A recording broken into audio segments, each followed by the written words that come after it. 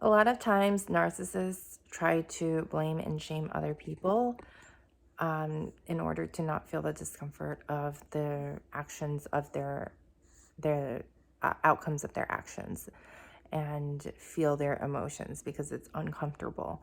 So they're not really taking responsibility for their lives, and they will try to, you know, put the responsibility on the people that love them the most. So they would say things like, if they forgot something important and somebody was talking to them or somebody asked them to do something for them, and that kind of contributed to it, but it ultimately, of course, the responsibility is on the person to remember things in their lives. They would start to blame the other person, start to get angry at the other person, get upset. Their day might go downhill, just thinking about all of the things that the other person has wronged them with. But again, they're just not fully accepting the fact that they were the ones that forgot what it was that they were supposed to bring, and not the person that was talking to them that might have contributed, but ultimately it is their responsibility. And nobody wants to be blamed for something that's really out of our control. I was talking to you, so you forgot something. That's not in my control. And we might not have the vocabulary for it, but it's good to identify. If you're in a situation where somebody's blaming you, take a look and see. Usually it's coming from the other person, so we don't have to engage with the other person. I mean, not usually, it's always coming from the other person. And it's usually something that is some undealt with trauma on their side. Maybe they were blamed for things by their parents that were out of their control. That's not fair. But it's good to stand your ground and say, I didn't make you forget that. And then just disengage, or just say, you me talking to you, we were talking, but we don't have to do that next time. We can wait until we're in the car and on the road so you don't forget anything. But kind of just state the real things. And a lot of times we're not taught to handle those situations either, where there's codependency and somebody that might not be aware of it might be apologizing for, oh, sorry, I made you forget the thing. Oh my God, that was like, you missed a whole huge thing because of me. And then they start shaming and blaming themselves on top of the person, the narcissist. Or maybe doesn't totally have to be a narcissist, but it could be just a codependent relationship where this is the dynamic, and one person always apologizes and one person is always accusatory. And it's good to identify, one, the person that's accusatory, please be aware of your actions, that nobody can make you forget anything, nobody can make you do anything.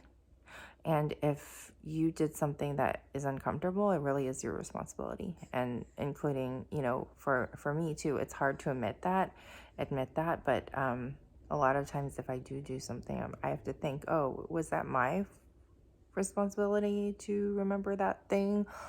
Or was it because somebody made me do something? Or did somebody make me angry? Or did I choose to get angry over something instead of handling it in a healthier way? Did I choose to have an outburst and start kind of trying to control the environment? Because when you have an outburst, the other people are going to back down usually, or the other person will have an outburst, but it's never a good environment. It's not good for the kids, it's not good for their relationship, and it hurts people's feelings.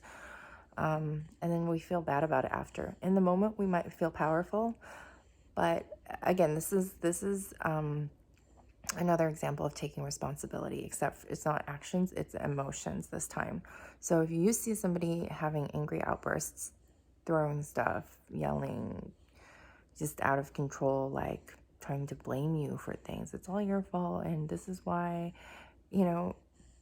one, that's a major red flag. And if this is a relationship you want to work on, let it be a red flag, not to say, one, if you're not in a relationship with this person, it's definitely a red flag, and consider what that means to you. But in a relationship that you want to work on, let that be a red flag to be like, hey, that's not me. That's them. They're dealing with something really tough right now. And they're trying to bring me into it, and I'm not going. I'm not going to budge. I'm just going to say, I'm going to sit here. I'm going to give you space to process. I might not even sit here because I'm not going to take the yelling or anything like that. I might go for a walk. Because every time you do that, that's a trigger for me to get out of the house or to get out of the room or to not be in your presence because you have stuff to process that has nothing to do with me.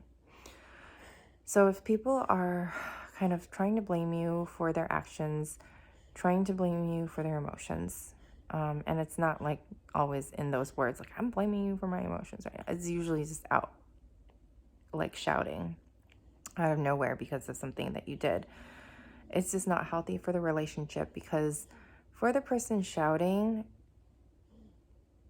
the other person will be walking on eggshells and there will be no honesty in the relationship. The other person's still going to try to be themselves, but they won't feel safe to be themselves. They won't feel safe to tell you anything. And they're still going to want to do what it's in their heart to do, but they're just going to hide it or feel like they can't or stifled. So the relationship really is stunted, and it's just sad. It's a pity that, that a lot of relationships are like this. And it's just really important to identify and do your own inner work first. Not only to identify when the other person is not taking responsibility, but also for yourself. Identify those things too. But it's really important to not take the blame when somebody's trying to blame you, because more often than not, it's something uncomfortable that they're working through. And give them space. Don't try to fix it because that doesn't hurt. Doesn't help. Oh, baby. Okay. I love you. But yeah, I hope this helps. Let me know if you have any tips on taking responsibility, what that means to you. And if you've had any experiences with that, how you've grown through that. And yeah, it's just a better way of living because you're giving yourself freedom and you're not looking to other people and being like, oh, because you did this, I did that. So it's kind of like a little bit of a weak place to be because it's like, you made me do this and that. You made me feel this and that. I don't have any feelings of my own or any kind of like, I'm just not stable on my own because I'm just blown in the wind. You do something, I kind of follow. And that's not a very healthy place to be. It's really, look up codependency and interdependency, because interdependent relationships, you guys can support each other emotionally, but you don't have to be entangled. And you don't have to always help the person get out of it, because a lot of times there's no helping the other person get out of it. You just have to let them be, and you do you, and you know that you're not in the wrong. And especially if someone's trying to blame you, you're definitely not in the wrong then. And it hurts. It really hurts because you love that person. But yeah, just kind of separate. Oh, okay, well, that's not my responsibility. You have to take responsibility for what you're saying right now and any kind of name calling or anything like that, because I'm not going to take it. You're upset, but I'm not, I'm not your emotional punching bag, or I'm not, and I'm not going to apologize for something that wasn't my responsibility either. And keep apologizing for things and then make you feel a little bit better because it's like, oh, she said sorry. She took responsibility for it. Next time, don't talk to me when I'm, next time don't do things wrong around me or something like that. And that's not a healthy way to live. Okay, well, God bless you and God bless your relationships, and have a beautiful day. Be kind to yourself as you're doing these new, rewiring your brain and doing these new habits. and patterns of thinking.